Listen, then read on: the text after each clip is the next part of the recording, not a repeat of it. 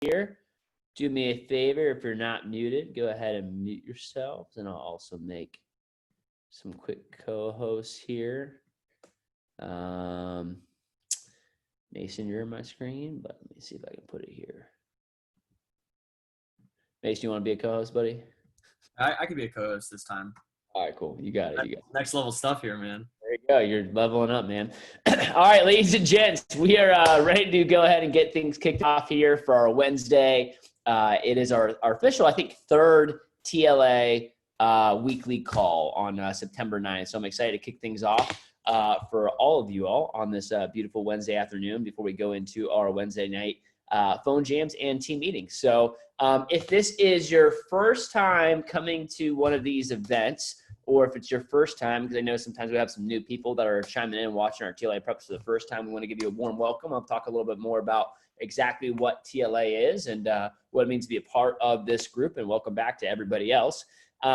Kicking things off, I want to give you start off by doing a quick reminder of our assignments. So I'll come back to this here in a second, but just so you know, by 4 o'clock today, you should have had already invested in your planner, which was actually an assignment from last Saturday. Just, you know, if you still hadn't done it, you need to do that at this point. Sign up for Money Honey, which I'll talk about in a quick second, and complete your love languages test. So I do not want everyone to post in the TLA big group, but take a quick second so your managers can do just assignment check and post in your local TLA group chat. Just go ahead and post up your love languages. Managers, if you've already gotten it from your people, then they don't need to post it up. But if you haven't done an assignment check with your people yet, take a quick second and you just want to post the top 2.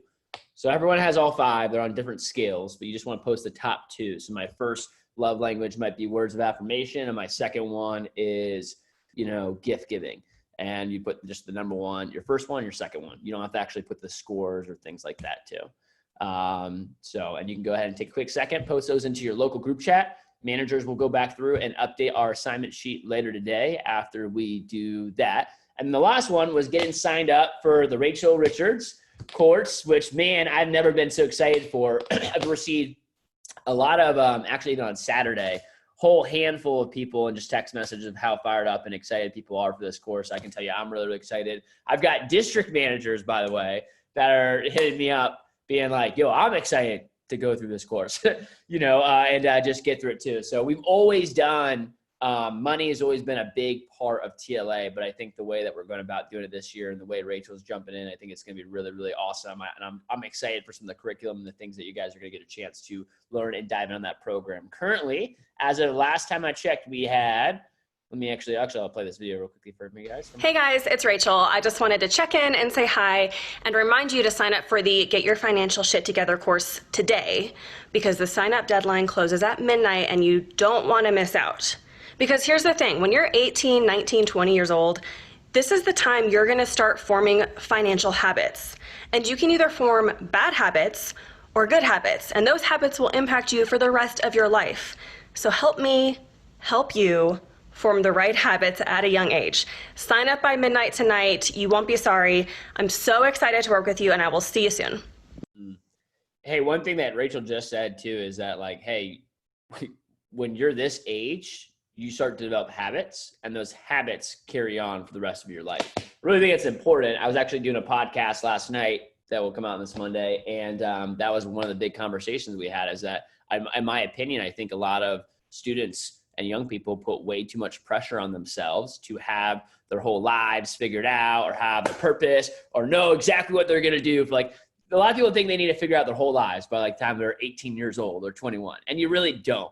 But what you do need, because here's the deal, guys, most people, that what they do that creates an impact in the world doesn't even happen until 40 years old, 50 years old, 60 years old. But here's what does matter. Your habits do matter, because you don't determine your future, you determine your habits, and your habits determine your future. And that does matter, because what you do from the ages of 18 to 25 and the habits that you start to build up and develop yourself are kind of hard to change when you go into your 30s, if you've been doing that for the past 8 years of your life.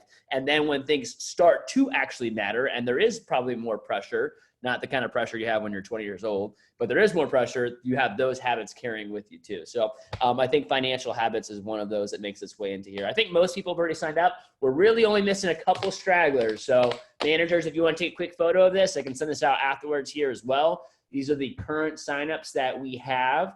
So again, if you have any conflict at all with signing up, you need to message me, but don't be that one person that just forgot to do it, because it will close out tonight for midnight. That's not, you're hearing it not from me, but from Rachel. She's closing out the course for everybody. So you got to make sure you get signed up before the end of the night.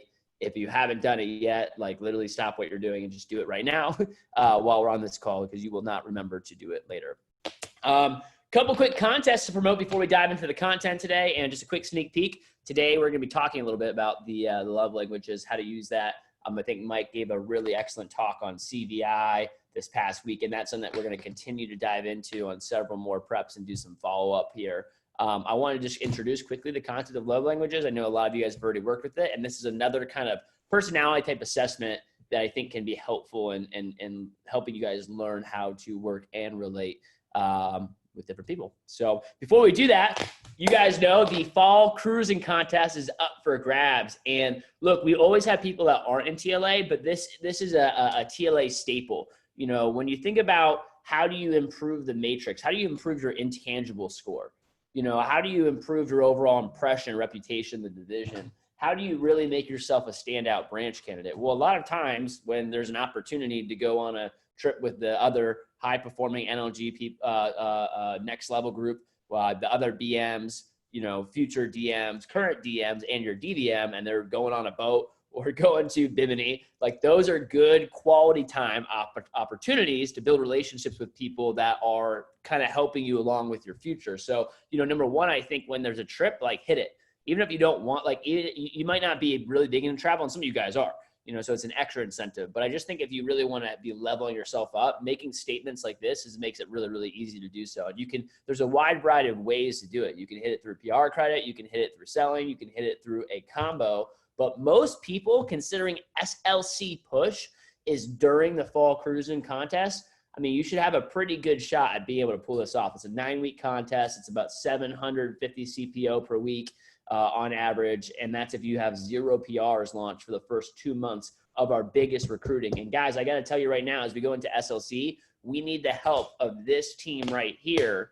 You know, we have lots of people on our current team that are recommending people to the job, but we need this group, because y'all's PRs are the ones that we actually want, right? Birds of a feather flock together. Do we want the worst reps on our teams to recommend people to the job, or we want the best reps on our teams to recommend other people to the job? We know who's going to do well and who can really kickstart us in the fall. And it's really going to come down to this fall. We've got multiple Silver Cups on the line across as a division.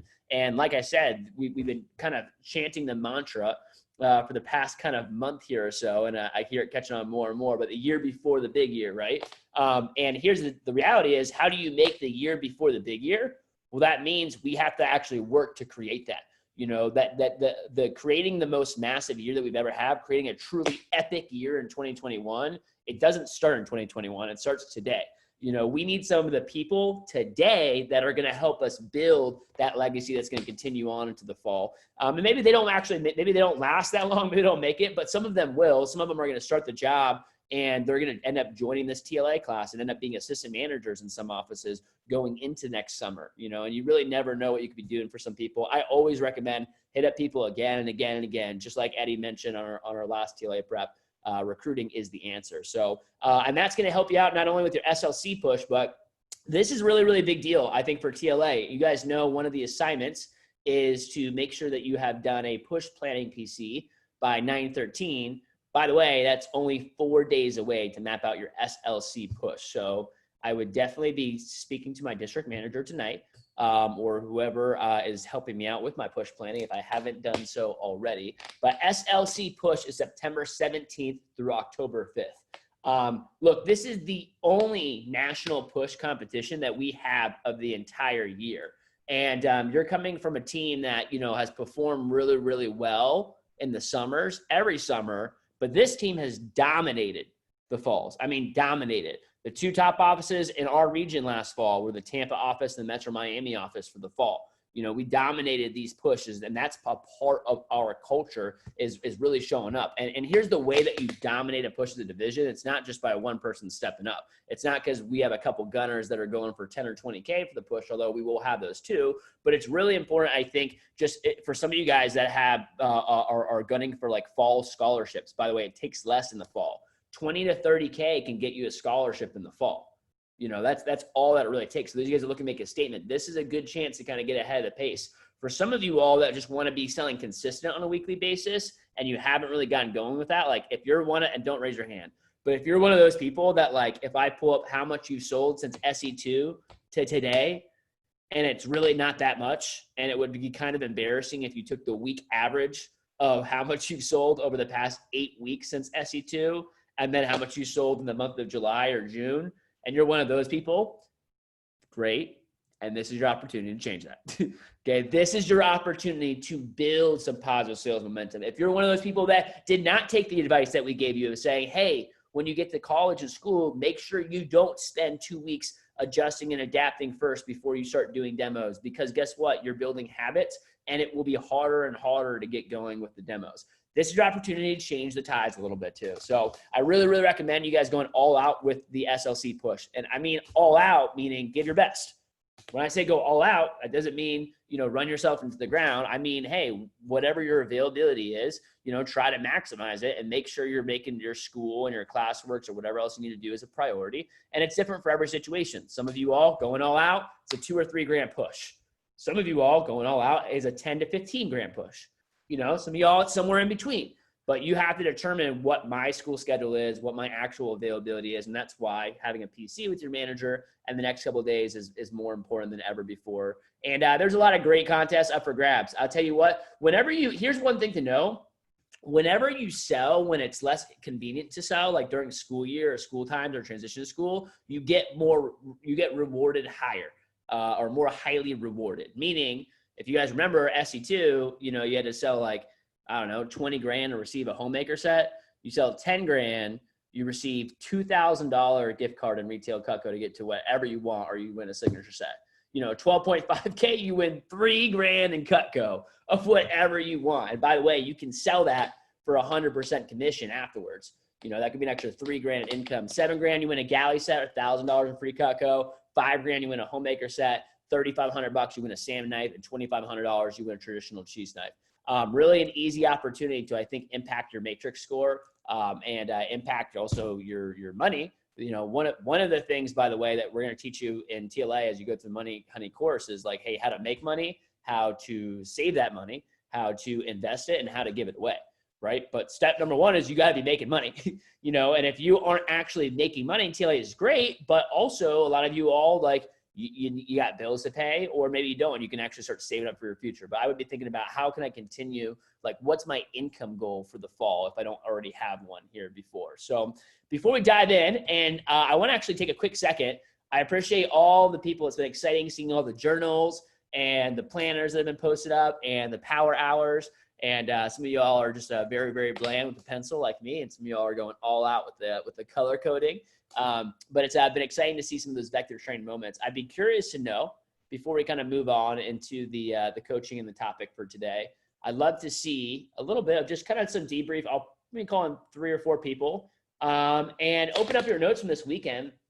I'd love to see, now that there's been a couple of days from our first TLA prep, what were some of the light bulbs or the biggest takeaways that you had, or any even light bulbs, big takeaways, or any like vector train moments? Maybe you came out of it and you started having your parents take the CVI test and then you realized something about it, or any other type of vector train moments that have happened since this past Saturday too.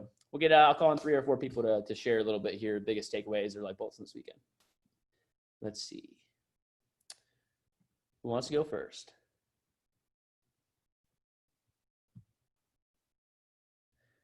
Yeah, Sebastian. Yeah, so the biggest thing I got from then was how, I can't exactly remember who said it, but it was always be recruiting. And I really took that to heart. So over the weekend and until now, I was on the phone making PMI PR calls, calling. And I set up a bunch of PRs for tomorrow's and Friday's training session. So. Oh yeah, there you go. Always be recruited, making some moves. Positive C, and that's a vector train for sure. What else? What is another big takeaways or light bulbs? And if you want, pull out the agenda from this past weekend. Again, there's multiple talks that were in there that you heard from me, myself, Mike, Eddie, as well as NLG group. This you guys can open up of anything you guys took away too. Tyler, are you chiming in? Yeah. Yeah, so I think one thing was just we talked a lot about circle of influence, and I've really been like paying attention to my circle of influence since then, like really paying attention to who I spend my time with, and really focusing on all the people that I see that are helping me grow. I'm trying to focus on improving those relationships with those people. Awesome. Good to see people focus on, and where your focus goes, energy flows. So it's got to be something you got to be paying attention to and actively like. You could like I always, an interesting exercise for me is always to actually write down who are the people that are my circles of influence, like who I'm learning from, who I'm learning with, who I'm teaching for. Because there's been many times where I'm like, oh yeah, that's my circles of influence, and then when I go to write down, I'm like, I actually don't really, have that many. It's like so kind of auditing that, and I like to do that every 6 months or so. Tiffany, are you raising your hand? Can't find you on the Zoom here, but let me just. So I just wanted to like kind of touch on both like what Sebastian and Tyler said with like really your circle of influence, but also like doing the small actions daily and like driving your business. And that brought me to when we were talking about the kind of like arrows was like drive your traffic, sell your product or service, and then retain customers. So I know like the summertime, I was not a big fan of like doing the small actions daily because it was summertime. Like I'm going to go to the beach, I'm going to go hang out. But I definitely took like Labor Day. I couldn't really do demos, but I made a couple calls and booked up some demos. That way I wasn't doing absolutely nothing. So just making some other small actions daily and making that a habit and a part of your routine. Glad to see making some moves. Really, really exciting to see what people have been doing since, like the positive updates that have happened already since then. I think Nick, I'll have maybe you chime in for the last one here. Awesome, thank you. So, kind of piggybacking to what Tyler said is the circle of influence. I remember right after that talk, I was just texting people. I was like, I know I texted a few other people. I was like, hey, like I'm impressed by what you've been doing lately. I'd love to connect with you on some time. I was doing one day. Just connect, feed each other's mind. And so I love that. Hey, if you guys want on that same note for Nick, if you guys want a fire, hey, your network is your net worth relationship tip, this is something that I actually haven't done in a while that I need to do more often. But one thing that I like to do, I don't remember where I heard this or where I started doing this but every once in a while when I have free time, what I literally do is I go to my text messages and I'll just scroll down to like text messages that I haven't sent anything in like 6 months to a year. Some of them are like 2 years old. I'll just find random people that I haven't talked to in like forever. And just like, I'll just send out like 3 messages and just hit them up. It's like, hey man, just thinking about you. Like, hope you're doing well. Like, love to catch up sometime, or just like it doesn't even for no reason. I'm just like, hey, thinking about you, just like send them a nice kind of appreciation text, and usually like a miss you kind of thing, because I haven't spoken to them in a while. And what that does is like, because here's the deal. When most people, if you haven't spoken to someone in a long time, usually you don't hit them up until like you need something from them. Like that's usually why people hit people up. It's like, I wanted to do that. And this is just helpful because here's the deal, guys. You never know what you're going to need from anyone. You never know who like that one person is like, oh shoot, that person knows that person. They could probably introduce me to, I haven't talked to them in 2 or 3 years, so it's just kind of like almost like relationship maintenance of like, hey, who your network is, and just like checking in with people and just sending them like an appreciation text, or just a text is like, say hi, when you haven't talked to them in a really long time. And I think people always appreciate that too, especially like when it's pretty clear you have no intentions like going into it. You're just like literally trying to say hi, and that's it. And sometimes it leads to a phone call. Sometimes it leads to catching up. Sometimes it leads to a business deal. Sometimes it just leads to, hey, what's up? Hope you're doing well. And they don't even respond, but that's something, a little ninja tip there for improving your network. So hopefully some light bulbs there. Let's keep going here a little bit. Friendly reminder for calendar. So our next TLA date is September 26th. So that will be our second TLA prep. And that will be on a Saturday. NLG, we've already talked about potentially moving the NLG session to Friday. and starting the TLA session a little bit earlier in the day. So starting the TLA session from like 10 to 2. That way you guys have a little bit more of your Saturday free after TLA prep, and we can knock out some of it the day before here too. But that will be on September 26th. October 5th is the end of SLC push, and then the next one will be on October 24th is the third prep. There's like 2 right at the beginning in the first month, and after that, they're about once every month. We have 5 total, and one of them is if you include the Fall Classic event conference on November 14th too. So friendly reminder for September's dates here. And last few things that I'll say before I start talking about love languages, just opportunities to make a statement. Soon, probably this upcoming week, we will, for the first time, we will be sending out your matrix scores publicly and kind of giving the official rankings of where everyone's at. So one easy opportunity that you had to do that was D-Day. And some of you guys absolutely crushed it. Very, very big props to all the people that literally got over 20 posts. Very impressive.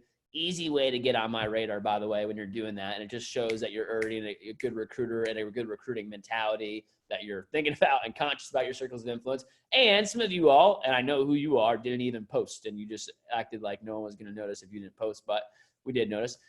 So if you didn't do that, I don't know. I don't have advice for you. You could probably still do it now. It's not going to hurt, but we won't be updating your matrix score. So just friendly reminder there here too. And a couple other things just on the matrix score that I want you guys to be wary of.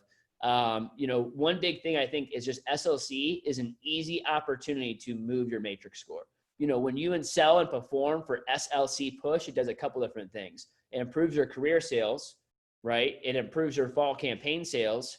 It improves your intangibles, meaning your respect, accountability, overall impression with myself and other veteran district managers is definitely raised. By the way, when you really perform, you get on the national sales report. That goes out to Scott Dennis, who also at the end of the day makes the ultimate decisions on who gets territories and who does not. And so that decision, those reports go right up to him. You get on that radar as well here. And the last things too is it improves your startup and withholdings. So startup, we guys have mandatory savings deadlines of where you should be at. And this is also factored into your matrix score, and we'll be producing pretty soon here the final startups. By the way, got in a couple messages from some of you guys. If you gave me a check there, it should be updated on this Thursday's commission run. Last week, they just had a problem putting it up and displaying it there too, but it's already been all sent up and taken care of to Olean. So they should have all your accounts updated. They probably won't, it's probably already there, but they shouldn't have, they'll probably officially update them on Thursday or Friday with that commission run. But savings deadline to be by the next prep, or by October 1st, excuse me, is $500. So, and again, if you want to be on branch pace, you want to be 2 levels ahead. If you haven't done so already, having forced withholdings is always a good idea before you go into the push, and making sure that you're having a certain percentage of it that's getting saved away. And one kind of financial tip before we dive into the Money Honey course, and she'll probably teach this, but I want to start this process now. I don't want to wait any longer for this, okay? I'm going to teach you guys something called the $100 rule. And I would write this down in your notes, the $100 rule. So, and some of y'all, this isn't going to be a big deal. And others, this is going to be a game changer for you, okay? For all my, because some of you guys are natural savers. It's just kind of how you're wired. And some of you all are natural spenders. It's all right. I was probably more of a spender when I was in my early years in college. But it's called the $100 rule, which means this. Anytime that you are thinking or considering about making a purchase that is $100 or more, if it's less than $100, I don't care. But if it's over $100, I want you to send me a message, only if you're in TLA, but I want you to send me a message on just what you're thinking about buying, and just ask for my perspective on it. That's it. Now, you can do whatever you want. You don't even have to listen to me. This is your money. You can spend it however you want. Okay, but if you're going to spend something over $100, I want you to say, hey, I'm thinking about Andrew getting this. It's blank amount of money. Should I get it? And here's why I'm going to have you guys do that. I see Alyssa's like, dang, she's not going to like this one. Here's what's going to happen. Well, number one, half of you all won't even buy stuff because you're just like, I'm not even going to send this to Andrew because I already know exactly what he's going to say. And you're like, there's no way. You're going to be thinking about buying something. You're like, I can't even possibly rationalize this. whatever. Okay. Another y'all that you're going to have, again, it's you make your own decisions and you guys are all adults, but okay, I'm not going to give you stock advice. So, but maybe, yes, if you have general investment questions, sure, you can run it by me. But again, this is just you're going to make your own decisions, but I think just having someone to walk through that process with. And sometimes, by the way, you'll message me, hey, Andrew, I'm thinking about buying this. It's $300. Here's my rationality. Here's why I feel like this is a good purchase. What do you think? And I'm like, hey, cool. And I'll give you my perspective or thoughts on it. And a lot of times you're like, great, that's a great purchase. You should go ahead and do it. Other times it might be hey, here's my quick take. You can do what you want. And do you really need that pair of shoes? Could we potentially get, something a little bit less, and we'll start to think about things like that. And that's where a lot of people lose out, by the way. It's not like people that I notice in college in the early years that are bad with money or spend a lot of money. It's not always tiny, small purchases adding up. A lot of times you guys are super, super frugal, and then randomly you'll just boom, drop a bunch of money out of nowhere. And that's what ends up screwing you up, where you do something with your car or tickets and you're just not paying attention, and boom, it just wrecks all of your money. And you let big things come out of nowhere. So hopefully this will help with that process. So start doing that. If you got anything that's over $100, you can start to message me. I'll give you guys some updates on those. And then I also want to recognize people that are already making statements and moving their matrix radars with their letters of intent. Some of you guys sent one in to me today, which is great. I just didn't get them onto the keynote here in time. So this was submitted right after our last prep. Want to give a big congratulations to, I think this is our first year letter of intent that has been submitted. Nick Franklin for our branch manager position. He's already submitted his letter of intent. So congratulations, Nick, on making that statement, taking the leap. And again, kind of hopping on the decision train too. Now it's time to go out there and earn your spot. But congrats on committing and making that decision here to get started. So we'll give some snaps, some claps, some gangster daps to Nick. 5 love languages. Let's talk about it. And we're going to have a little bit of a fishbowl scenario here too. So how to give you guys a little bit more updates. And I know this weekend was jam-packed with content information, so we won't go too crazy here, but hopefully you get a chance to go through the test. And as you go through that, you can always come back, by the way, to I would go back through and read more. There's actually a book by Gary Chapman that you can read on the 5 love languages. Is any of this kind of sparked your interest or curiosity? And by the way, this book was originally written more so for marriages and partnerships and relationships. And that's great. And if you are in one of those, you can totally use that for this. And all this stuff applies to business relationships and personal relationships and any relationships, by the way. It's not just, exquisite to marriages, right? Now the physical touch aspect of it and business versus in a marriage might be a little bit different. And there's some probably nuances in there. But it's important to kind of just know 2 things. Whenever we do these personality tests, it is to help you develop self-awareness, which is the most important, and then awareness of the people around you. And we give you a lot of these personality tests. These personality tests are made up, by the way. They were created by somebody. They're created by researchers that did a lot of damn research, and they're pretty accurate, but they're all just different systems to help you begin to understand how to work with people better, how to relate with people easier, how to understand yourself more. And that is the goal that we're going through in this process, because that's what leadership and influence is and what it requires. It's the ability to influence other people. It's the ability to impact others. And it always starts with your ability to influence yourself. And the more you understand yourself and how you work, the easier it is to impact and influence other people. So let's love languages. I'll just real quickly review it. Some of you guys might have already read some of this stuff, and some of you all didn't take the time to do that. You just took the test, and you're like, I wonder what this means. So there's 5 love languages. Receiving gifts, words of affirmation, acts of service, physical touch, and quality time. I'd just be curious real quickly to see here. Raise your hand if your number 1 was words of affirmation. Number 1 was words of affirmation. All right, cool. That's a good amount. That's probably a hop the groove. That's usually a big Cutco one, And the reason it's a big Cutco one is because, we're really heavy here on recognition. There's a lot of promotion, recognition, and team meetings. It's a big one that we talk about a lot. So it's pretty typical for lots of people in Cutco to be like, I really love words of affirmation and being recognized, you know. Who has, and I'll kind of explain each one here as actually we go. Actually, I'll just give you guys a brief description. So again, words of affirmation is I don't know how it's words of affirmation, meaning it's people like to hear it, and people that are words of affirmation. I'm a big words of affirmation guy too. You know, even if they like some people, words of affirmation can't take compliments well. Some really, really enjoy compliments. But either way, it's like you can do something, you can show them, you can do it in a lot of different ways. But unless they hear the words, it's like it doesn't even resonate with those people. Like they literally need to hear like it doesn't matter even if like you're giving them a pat on the back. You know, you're really proud of them on the inside. You took them out to dinner and showed them some love. Unless they hear, hey, I'm really proud of you. Like those words come out of your mouth. They're like, you know, I don't know how they feel about me. Are they proud of me? Does she like me? Just like, you know, they need to actually hear the words. And that is the words that make them feel good. You know, so that's a words of affirmation person. And everyone, again, just like kind of CBI, everyone has usually a spread, right? It's a level. Some of y'all are like a little bit of each. Some of y'all are like, I only relate to like one and all the others are super small. Usually we go by your top two. Second one, raise your hand if you are acts of service. Or Mike, did you want to add on that? I want to add on that because I appreciate that. It's important to know what someone's lowest is too. Not necessarily in this context, but the reason why, when I knew like Audrey Cruz, for example, her gifts is like 0. It's like, don't buy me shit.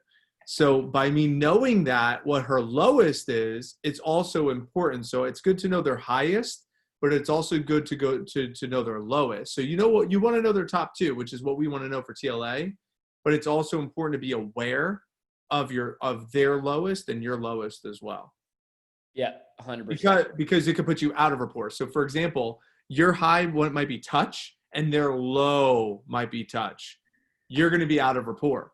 They don't want to be touched. People like, you guys know, and physical touch is one of those things like, okay, so in a business setting, it might look like, you know, it might look more like a high five, handshakes, back rub, you know, a pat on the back, you know, something like that. You know, if you're a teammates, like someone, you've been a football locker, someone gives a nice slap, you know, like some people, like they enjoy that and they're like all into it. And they're like, yeah, nice back rub. And other people are like, dude, why are you touching me? Like, stop touch. Like, you know what I'm talking about? Some people get like, why are you trying to touch me right now? And other people like, you know, it's really appreciated. It makes them feel comforted. It makes them feel appreciated and supported. And other people are like, please do not get in my personal space. You know, it doesn't make them feel loved. It makes them feel weirded out. So having some awareness around these things can be good. You know, people, since we're talking about physical touch, people that are physical touch is like, they want to feel the presence and the warmth of somebody else. Physical touch people, you probably don't do too great on the virtual environment. You know, you like to be around people. You like to be like someone can say those nice things, but like they want to actually like feel it from you. They're very feeling oriented. They want to be able to like kind of be up and close with you. You know, you could say all these nice words to them, but really sometimes all they just need is like a hug, you know, or a pat on the back or a comforting hand or something like that. Let's see. Next one. Who's physical touch? So we're talking about it. Whose physical touch is one your number one? Anyone's number one or number 2? Cool. Nice. Bryce, good stuff. Adrian, Nicole. All right, cool. All right, let's move on. Acts of service. Acts of service. This one, raise your hand if you're acts of service. We got Ryan, Audrey, nice, Alex. Cool.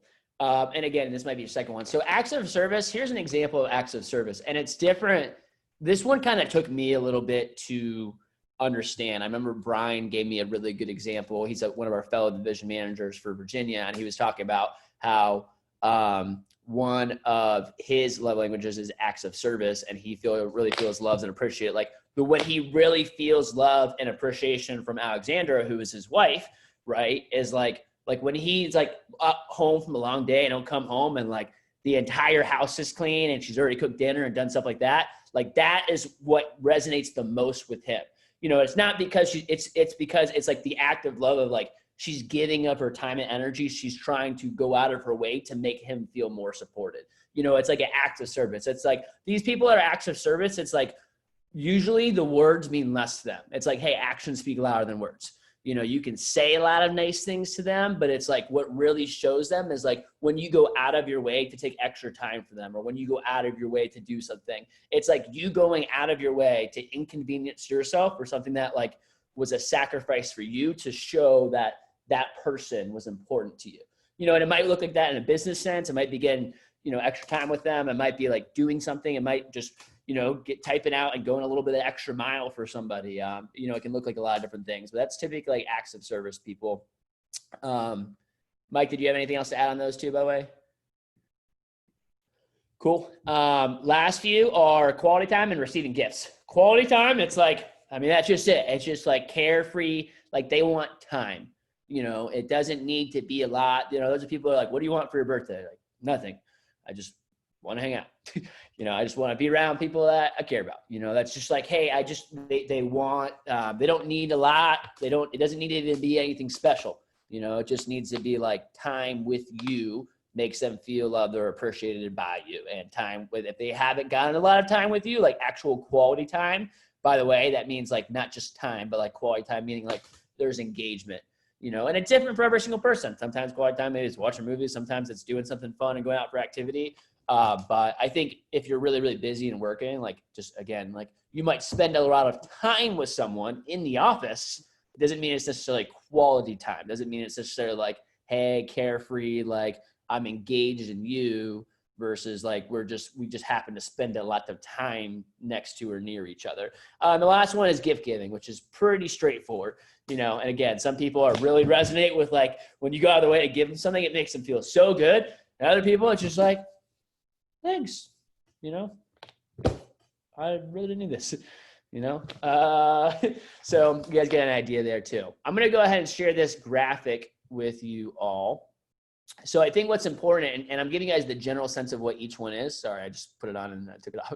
I'll give you guys a general sense of what each one is.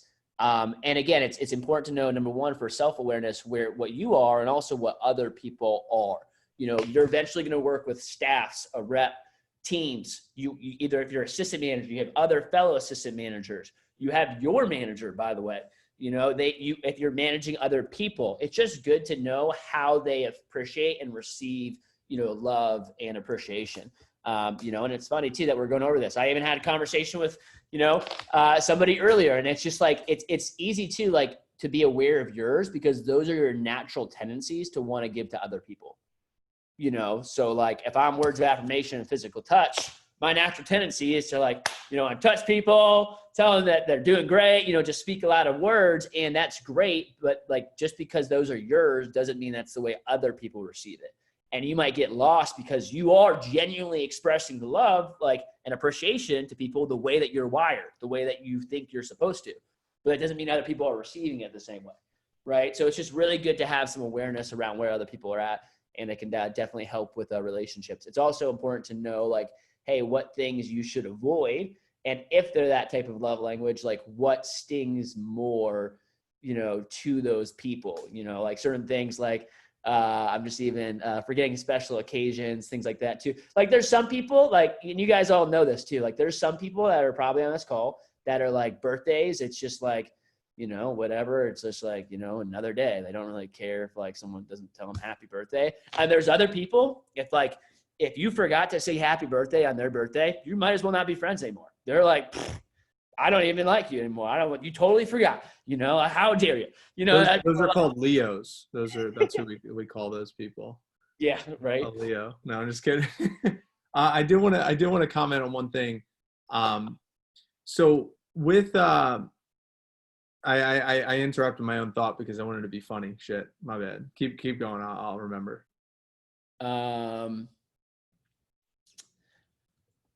Interrupt my thought too, Mike. Thanks. I'm just kidding. Did it come back to you or no? All right, we're gonna move on. I'm gonna go ahead and take maybe one person if they could take a screenshot. Oh yeah, I remember. Just the word love, I would swap out in a professional setting with appreciation. So appreciation language. So if you're in a work environment, say if you're coaching a new rep, especially the male to female, if you're approaching like a rep, I'm not going to say, hey, Jess, I want you to take these love languages. I'm going to say, hey, I want to know what your appreciation language is. Does that make sense? Because it could be creepy, especially if you're, if you say it out of context. But I think it's important to know what their appreciation language is, but using the word love in a business setting might, be off-putting to some people. Just a side note. Yep, I agree. And something that's important to kind of address here and bring up. So that's the basics of it, guys. I mean, and this is something that we say that for a Wednesday call, it's a little bit shorter, but I still think it's important. Like anytime that I ever work with the staff, I always have them do this. Pretty much anytime that I work with anybody, I want to have them do this because I want to have a better sense of how to make sure that they feel appreciated and they feel, honored, and they feel good on the team, and as Mike has taught us, people do well when they feel good, right? Or reps do well when they feel good. They got people to call and they've got a game plan. But part of that is like feeling good. It's the same thing with assistant managers. People that feel good do good. People that don't feel good don't do good typically. So the more and more that you can make sure your people feel appreciated and supported is always better in terms of like, hey, just also in terms of pure business, like people perform better, when they're feeling better. And so I think making sure that your people feel good, and also people, we've said this before, people don't quit jobs, they quit managers, so showing that appreciation stuff, especially when you're in the heat of summer, people are working hard, people are grinding, people need to hear that a little bit more and need to make sure that they feel appreciated here too for their hard work. So hopefully there's some light bulbs or takeaways from that. What we're going to do for this last section is we're going to go back into a fishbowl scenario. Dun, dun, dun. To come is a best version of yourself scorecard. So this is for NLG members, and it will be due on our first NLG call, which one will be about 2 weeks from now. So you guys can expect, if you're an NLG, expect a syllabus from me coming here shortly with some of the topics that we created. We will also have a key staff syllabus that will be going out, and we will have and continue to have key staff meetings every Saturday through the rest of the fall. And then also to come is the first matrix score update. So, if you have any last triple threat posts to get up or any other things like assignments to get in there to move your matrix, make sure you're doing that ASAP. So here's a fishbowl scenario for the evening. Okay. First weekend rep, first demo, first weekend, and they had their first no sale. Cool. So first weekend rep, keeping it pretty simple, guys. First weekend rep, they just finished their first demo and they had a no sale. To give you guys a little bit more context for this one, I would say just call the rep an average rep. So it's not like it's just an average rep. They just started their first weekend. They just had their first no sale, and they go to call you now afterwards for their coaching call. What is that quick conversation? Cool. So we're going to do the same thing that we did last time. We're going to go ahead and split up into groups. And this will be really, really good because, by the way, there's not like, hey, this stuff, when we do fishbowl scenarios, it's not like a right or wrong. It's like a how good could you do it? Right. So even for my NLG management members that are on this call right now, like I really want you guys to take this seriously too. Of like, I sure hope that if you just ran a branch office this summer, you know how to coach a rep from their first no sale. And there's definitely some of y'all that do it a lot better than others. There's Herman does it better than almost anybody in the company. So I want you guys to still take it really seriously and practice like, hey, how good could I get at really coaching and hitting on the right points here too. So I'm going to go ahead and split people up. Each person talk about it for 2 minutes, kind of what you would hit on. Role play for probably 1 or 2 minutes each. We'll give you guys like 6 to 7 minutes total in the breakout rooms. It'll be like 2 or 3 people. Actually, I'm going to put it in groups that we're going to do a little bit bigger breakout rooms this time. So we'll probably do groups of 3 to 4. Okay. And I will let you guys stay in there for a little bit longer. We'll come back and give it a shot. So, all right, ladies and gents. Talk to y'all soon.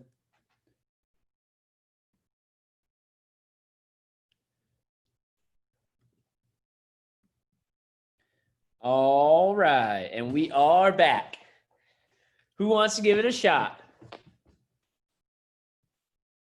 Who wants to give it a shot? Andrew, how many of them are you going to do? How many volunteers? I don't know. It depends how much we got time for. You want to go, Mason? Or no, or sorry. Yeah, let me have someone else. Later. Let me have a first year take it first. Got to be a first year. Come on, Rooks. I'll try it. I'll do it. All right, I think Nick Dana said got it first. Sorry, Gabriel. All right, Nick, you got it first. Let's hear it. Basically, I'll be the rep. Cool. you be rep. Hey Andrew, how'd your demo go? Oh, hey, Nick. Yeah, they it went really well. I did the whole presentation, and they liked the knives. I showed them everything. But they didn't buy anything though. Okay, that's cool. Okay, what do you think you could have done better on? Let's go with that. Any of it. What? Say it again. I said, what do you think you could have done better on? Oh, what do I think I did better on? I probably, I don't know. I just felt like the presentation was kind of a mess. I felt like I kind of just rushed through it and stepped through it quite a bit. Yeah. Well, here's the great thing. Since you work for Cutco, you have access to so many people, so many videos, so many stories. Like I can literally do a field training with you in like 2 hours. Like I have a demo. Let's go through it. Come with me. Do you have time? What's field training? Field training is awesome. Like you can literally sit in on my demo. I can have you either my phone on FaceTime or I can just sit in on my Zoom. And you'll watch me do my presentation, take notes, take lots of notes, make sure you write down all your questions. And when I finish with the client, if I get a sale, you'll see how I close. And if not, whatever, you'll see my reaction to it. I never look down. Like, I'm never down about it. You'll get tons of no sales throughout your career. You shouldn't sweat it. That sounds great, man. But I don't know if I want to do this job anymore. I don't think I'm very good at this. Why do you say that? All right, we're sorry for a second. All right, let's No, that's good. That's important. That's important. See, one thing I want to point out is your questions create a certain feeling in the rep. Just like how you ask for recommendations is going to determine on how many recommendations they give you. How you ask them for the sale is going to determine on whether or not they're going to buy. And when you're coaching, it's no different. The questions you ask them is going to determine how they feel and what information they give you. So the questions you ask are like digging tools. And if you ask a shitty question, you literally could turn a rep from a good rep to a shitty rep to a rep that quits with just bad question asking or good question asking at the wrong time. So we have timing and also question asking. That's why there's an art behind this, which is why we incorporate this into TLA. Yep. Hey, by the way, just to give props to Nick too, I always, if you're ever a first year, you'll pretty much not do a perfect fishbowl scenario ever. But I always get props to anyone that at least gives it a shot. So thanks, Nick, for chiming in. And just the advice, I guess, is the first question that you asked was, what do you feel like? Hey, I just said, hey, they didn't buy anything. You're like, great. What could you have done better on the appointment? So like think about that for a second. So and this is what I'm going to go ahead and show you guys real quickly. Before I let maybe Mason give it a shot, time wise, is a couple of things. So first weekend coaching, what are the objectives? And this is always a good idea to be thinking about before you go into a phone call is what are the objectives? What do I want to make sure is accomplished coming out of this phone call? Well, my objectives for first weekend coaching is to give them confidence, to get them to the next event, which is advanced training 1. Because by the way, no matter how bad they are, if I get them there to advanced training 1, we can fix whatever problems they're having from this first weekend to manage their mentality and make sure they're following the fundamentals. Is there any objective of teaching them advanced tips first weekend? No. Is there any objective of, working on their closing or building value or building rapport on their appointments? No. Look, they just went through 14 hours of training. They just need to know to read the damn manual. That's all they need to know. That's the only tips they need to hear is to read the manual, see the target market, call the office and have fun and just make sure they're doing those basics until they get to advanced training. What you're really doing in first weekend coaching is just managing their mentality, and the thing that I tell most people is, hey, encourage the discouraged, challenge the champions. Encourage the discouraged, challenge the champions. That means the people that are doing really well, you're managing their mentality, keeping a bubble and trying to get them to think bigger for their first weekend. And people that have had a no sale for your first one, there's a lot of reps that will quit after their first no sale. I probably would have quit after my first no sale if someone would have told me like, oh, Andrew, like actually, dude, it's no big deal. Like, sometimes that happens, man. No, don't sweat it too much. Like don't be too hard on yourself. And sometimes that's what people need is just a little bit of encouragement and support. So I'm gonna do it for you guys one time. Before I do that, Mason, you want to give it a shot? Do you want me to give it a shot? I could give it a shot. Yeah. All right, let's do it. Let's do it. Well, don't spotlight me, man. I'm role playing. All right, fine, whatever. So, sorry. So, You want me to spotlight myself? yeah, no, you can. It's okay. I'll spotlight myself. It's okay. All right. Hey, Andrew, what's up? Hey, Mason, what's it? Hey, how's your demo? It was good. I just finished it. Oh, okay. What'd you sell? Oh, I actually they couldn't afford any of it. They didn't buy anything. Oh, they didn't buy anything. Wait, so what happened? Yeah, I don't know. They just said they weren't in the right financial spot to like be buying like $1,000 knives right now. Gotcha. Okay, cool. So on a scale of 1 to 10, 10 being like 100% of the time and 1 being 0% of the time, how closely do you think you followed the manual? Dude, I honestly I was pretty spot on. I just read right off the paper. Yeah, like 1 out of 10. Like you think it was a 10?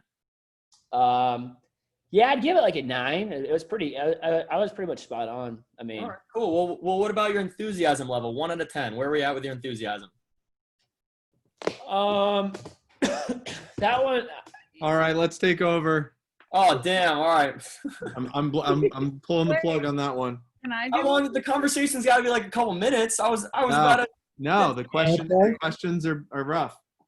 Can I try? Wait, I'll also be down to do it. No, I'm gonna do it for one of you guys once. We got 1 minute. I got a team meeting to run. Come on. We got 1 minute. Hey, here's what I would. Let me give you guys the quick version. Mason, be my role play partner here. Here's a couple quick things that you guys can put into this. Okay, ring, ring, ring, ring. Are you Ring? What's up? Hey, Andrew. Sorry, I'm the manager. You're the rep. Sorry, I just had to reverse those roles real quickly. Okay. Hey, Mason. What's going on? You just finished your first appointment? Yeah, I did. Nice, man. Tell me about it. How'd it go? It was good. I didn't sell anything though. Oh, really? Yeah.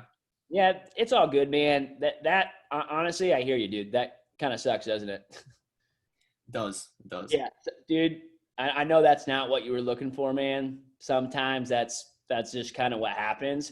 Tell me before you even start, what do you feel like you did well in your appointment? Well, I think I was connecting with the customer. I really got to know them well. I haven't seen her in like a year. Hung out with her a little bit on Zoom. That's always cool, right? Yeah. Tell me else. What else did you do a good job of in your presentation? Well, I think I followed the manual. It felt a little easier. Yeah. Okay, cool. So, and you're starting to kind of get the hang of like the manual and stuff like that now that you got the first one. Yeah.